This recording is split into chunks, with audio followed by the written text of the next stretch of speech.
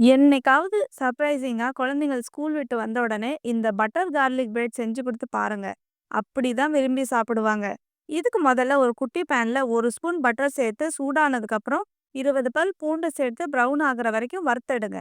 அடுத்து அதை பவுல்ல சேர்த்து ஸ்பூனாலேயே நல்லா ஸ்மாஷ் பண்ணி விடுங்க. அதுல 3 ஸ்பூன் பட்டர் சேர்த்து ஒரு ஸ்பூன் சில்லி ஃப்ளேக்ஸ், ஒரு ஸ்பூன் மிக்ஸ்ட் ஹர்ப்ஸ், கொஞ்சமா மல்லி இலை, தேவையான அளவுக்கு உப்பு சேர்த்து நல்லா மிக்ஸ் பண்ணி விடுங்க. இதுக்கு பேஸா நான் பன் பாவ் தான் எடுத்திருக்கேன். மேல உள்ள பார்ட்ட மட்டும் கட் பண்ணி எடுத்துட்டு, பேஸ்ல மிக்ஸ் பண்ணி வச்சிருந்த கார்லிக் பேஸ்ட் எல்லா பக்கமும் நல்லா ஸ்ப்ரெட் பண்ணி விடுங்க. இதுக்கு மேல துருவுன சீஸ் எவ்ளோ வேணுமோ சேர்த்து, ஃபைனல் டச்க்கு கொஞ்சமா சில்லி ஃப்ளேக்ஸ், மிக்ஸ்ட் ஹர்ப்ஸ், மல்லி இலை தூவி விட்டு சூடான பேன்ல பட்டர் தடவி, பாவ் பண்ண அது மேல வச்சு மூடி போட்டு 2 to 3 நிமிஷம் வேக விடுங்க. அவ்வளவுதான். சூப்பரான பட்டர் கார்லிக் பிரெட் வீட்லயே ரெடி. கண்டிப்பா ட்ரை பண்ணி பாருங்க. நாளைக்கு இன்னொரு சூப்பரான ரெசிபியோட சந்திக்கலாம்.